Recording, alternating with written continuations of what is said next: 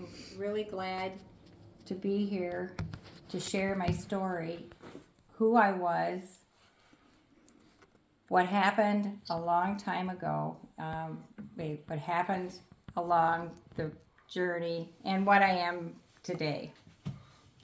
Um, let's see. I wanted to make sure you hear this, that I've written this out, so please bear with me.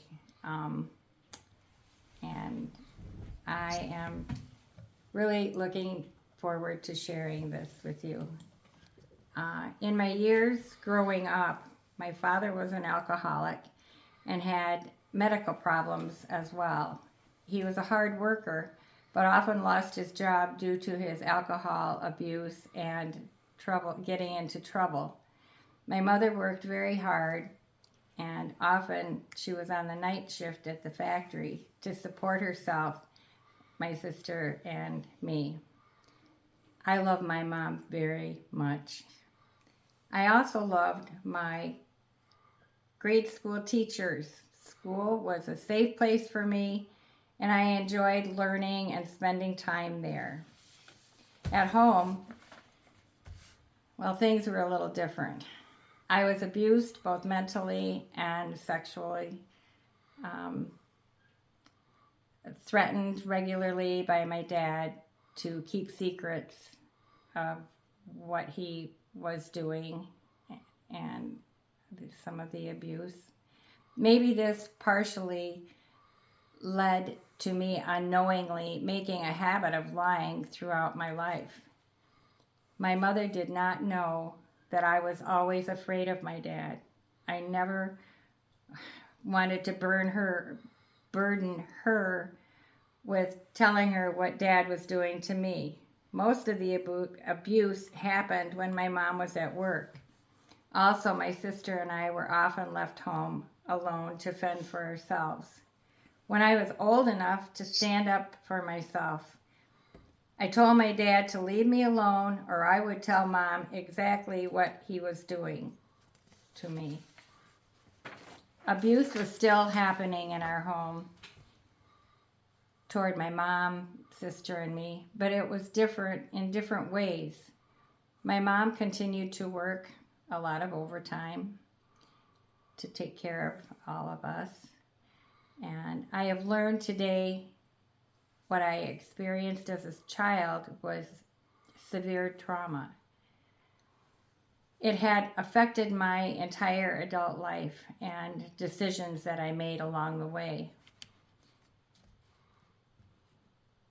Well, let's move on. In ninth grade, I met a young man and we went steady all through high school. I loved him and I saw a future together. In the fall after graduation, it was time to begin a new life.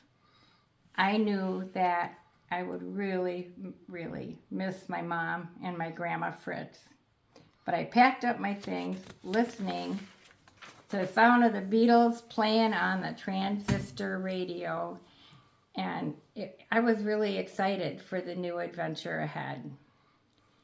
My boyfriend brought me to college in Grand Rapids, and he moved on to Big Rapids to attend school in Ferris. We continued to see each other when we could. That Christmas, we went home to our hometowns, and I told him that I was pregnant. We didn't know what to do. Now this is stupid. Didn't know what to do, so we did nothing. We just went back to school.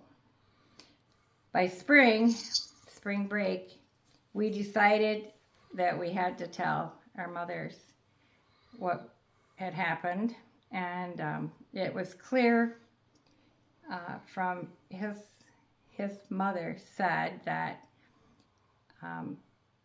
she was not going to allow, let me get this straight, she was not going to let me ruin her son's life, and she paid to have me placed in a home for unwed pregnant girls. Mm-hmm. Another experience of me having to lie and hide what was happening in my life. It was in that home that I gave birth to a healthy baby boy who was immediately taken from me and put up for adoption. I was not even allowed to hold him. And I wanted him to have a mother and a father and a family, to be raised by a family for him. Even though I was heartbroken, it was hard to give him up, but I felt it was the right thing to do always. The only good thing that came from it is that my son, Matt, the child that was put up for adoption, searched and found me. He looked me up after his own son was born, and we met up, and ever since then we've been able to have a really good relationship for over 25 years. He and my two daughters really get along with one another, and so quite a family. After my son was born, I was on my own. I left St. Joe area and went back to Grand Rapids to finish Davenport College, where I received an associate's degree and was licensed to sell real estate. I was really looking forward to that. I did not like the work ethic of the men in my work environment at that time, so I went to work as a claims adjuster in the home and auto insurance field. Boy, I enjoyed that job a lot better than the other one. Soon after working, I happened to go to a party, and I found a really tall, handsome, just a really great guy at this party. And I just felt that he was the one for me. And it happened to be Paul, who's sitting next to me, my husband. We dated for a year or so, and then we're married in 1973. Paul and I bought our first house 3 years later. Our first daughter, Heather, was born in 1976. Another 3 years later, after Heather's arrival, our daughter, Wendy, was born. Oh, how I loved those girls. When both girls were in early grade school, I started working part-time at an elementary school across from our home. I stayed with the Grand Rapids Public School District for 20 years as a parapro. We sure had a great life in those days. The girls grew up, both went away to college, but neither one of them came back home to live in Grand Rapids. It was hard not living closer to our kids, and later, as we have grandchildren, that was hard too. Our grandkids are still growing, and I miss them, but we do have a good connection, even though we don't see each other real often. They lived in Heather lives in Sault Ste. Marie in the UP in Michigan, and Wendy is in Virginia by way of California. She too has a wonderful little family. And I had a lot to be thankful for, but I didn't realize over the years that the distance kind of took a little, between us all had caused so much depression because of missing them. During this time, I gained a lot of weight too, which caused problems with my back, leading up to three different operations and other medical issues. I later, by a doctor's request, had bariatric surgery and lost a lot of weight, which was awesome. But at that time, for whatever, I started drinking more alcohol to cope with life. I still considered myself an alcohol or a social drinker at that time. Now, then my mother lived with us, with Paul and me, for the last few months of her life. I had no idea how hard the losses would be of my mother and our dog that we adored, who we loved very much, died close at the same time. Rudy loved my mom as well as which was very special to me, the whole. After getting through that, one of my very best friend, Mary Helen, died less than a year later. More depression hit me like a rock of bricks. Ton of bricks. A ton of bricks. My first OWI was in January of 2017. Sitting in my parked car, a clerk in the store where I had shopped close to our home called the sheriff saying she smelled alcohol on my breath. I was taken to jail, released shortly after, and had to pay a fine. You'd think that would have been I should have known a lot better, but however, I continued drinking and even hiding it from others around me. My second OWI was July 9th, 2018. I went to the store, bought some things, wine included, and drank the wine in my van in the parking lot. There was a reason for that. I didn't want to take it home with me. I got confused because of a detour on our street, and I didn't want to take a different route. And I was a street going to my home. I ran into a barricade, and apparently I could not move or get away before the sheriff came. I spent a couple days in jail that time and had a tether put on my ankle. Soon after, I went before Judge Mulder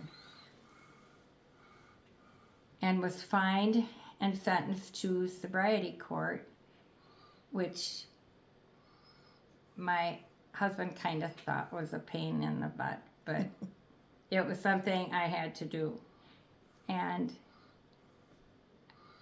it was something I needed, but was so glad when it was there for me. Cut short. And then it was cut short by COVID, so I got out early.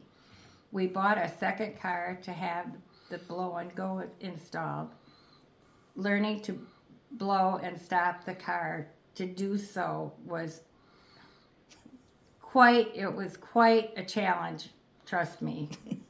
Always.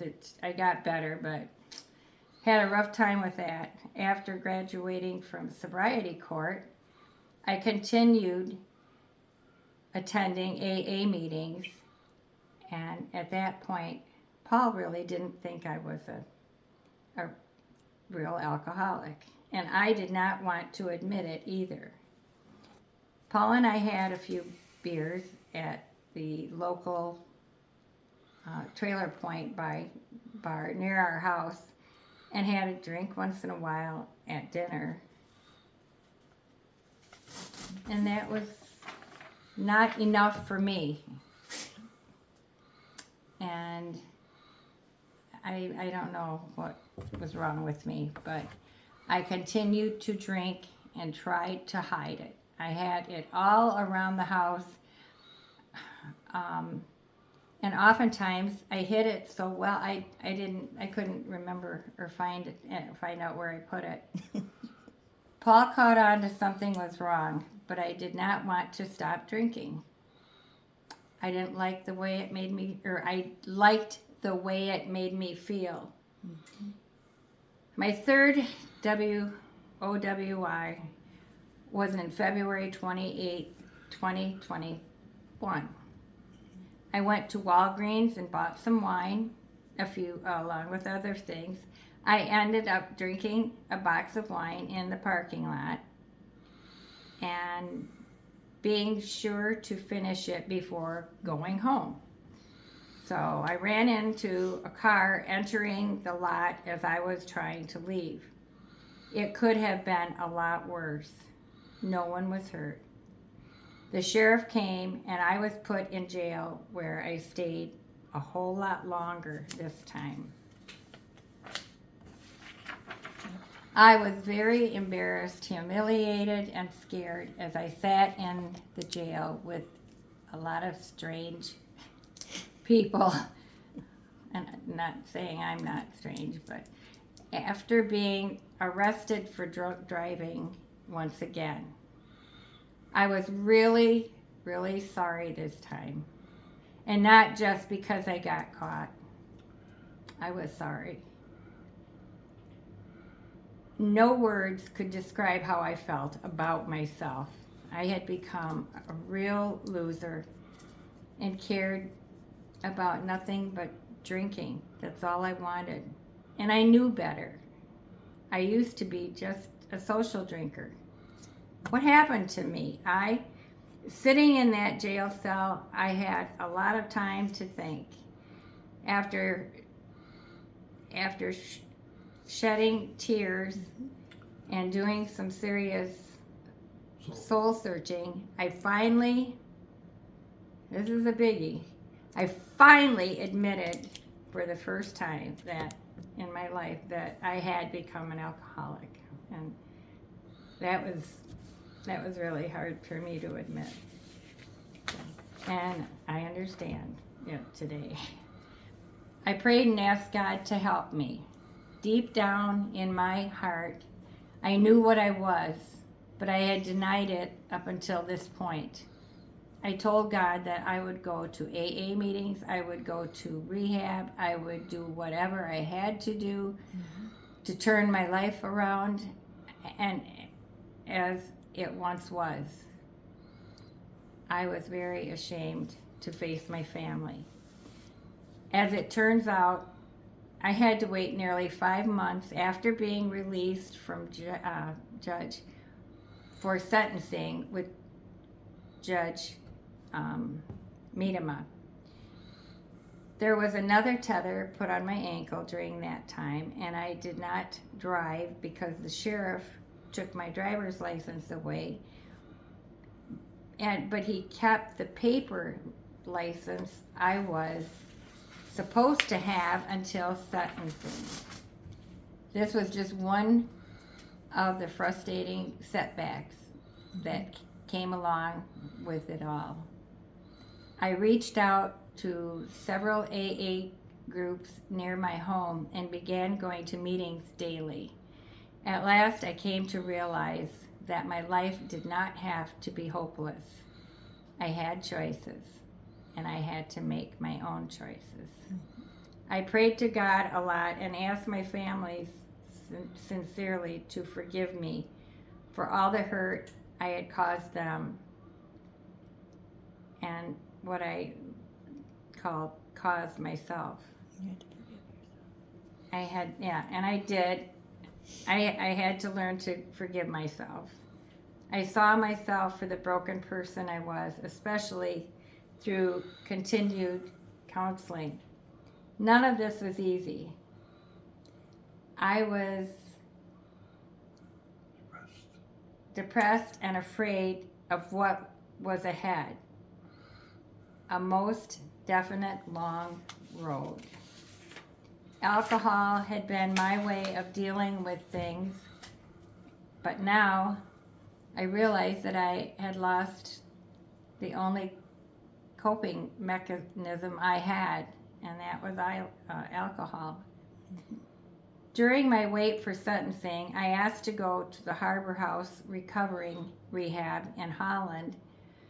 I wanted to change my ways. And the program in Holland was 90 days. And I learned so much, so many things in that house, from the classes, from the girls. In fact, some of the girls even tried to. Well, they taught me how to twerk. It's a new dance, I guess. Quite a move, but I did it. I also learned the tragedy of how alcohol can lead to other drug addictions. I truly learned to care about the girls I met there, and I will never forget them. At sentencing, Judge Miedema gave me jail time and felony sobriety court instead of 1 full year in jail. I'm thankful I no longer need alcohol to cope with things or to have a good time and enjoy life.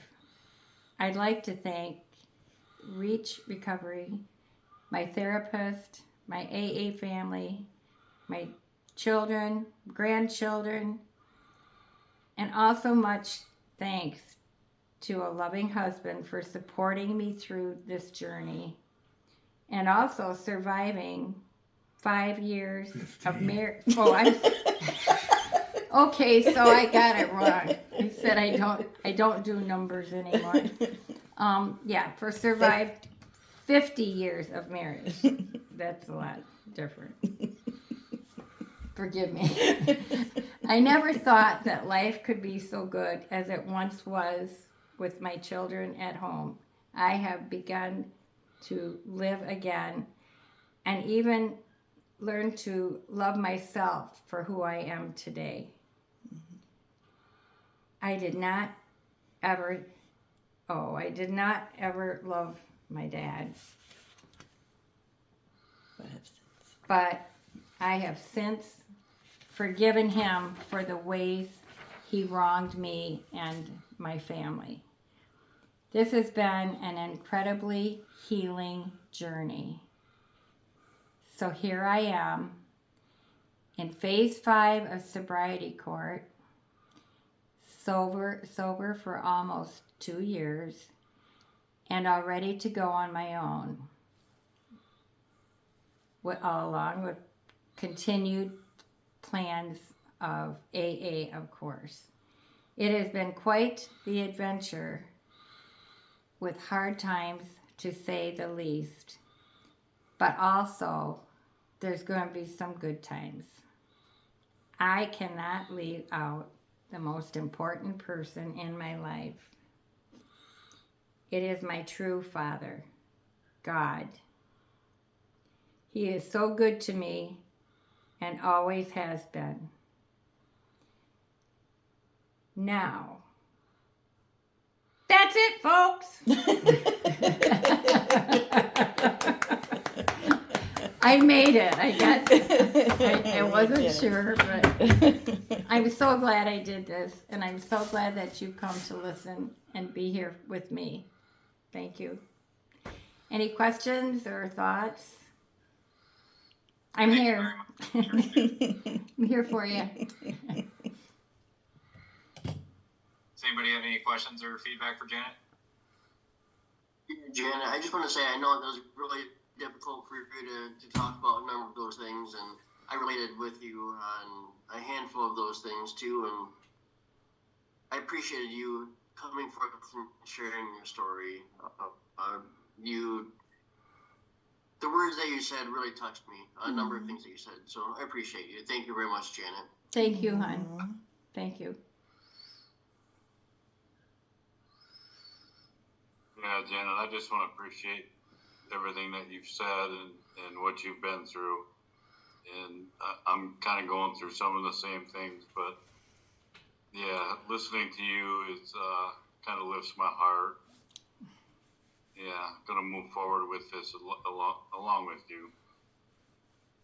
That's great. That's great. Thank you.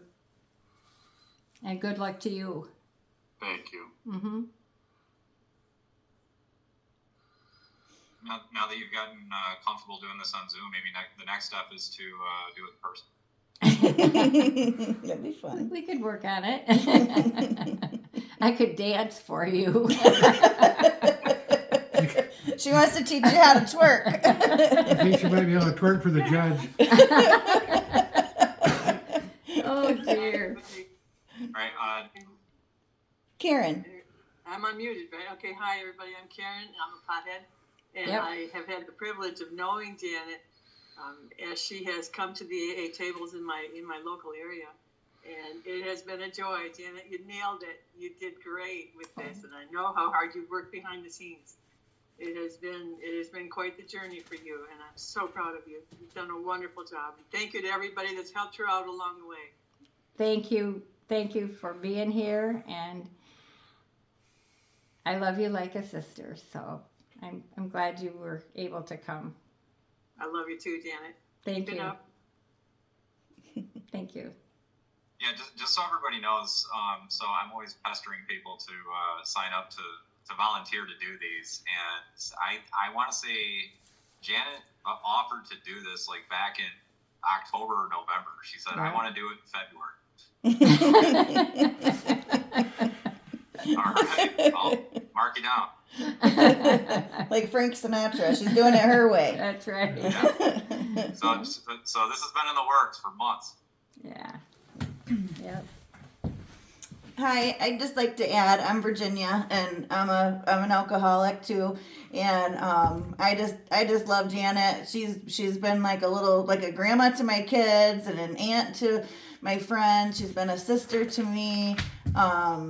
We've known each other, I think, 6 years now, and we just keep on going through this together. And sometimes she lifts me up, and sometimes I lift her up, and I couldn't stay sober without her, to be quite honest. It's been a real gift. She's been a real gift to me, and I will never forget too that after Harbor House, she said, I learned to twerk. I'm like, what?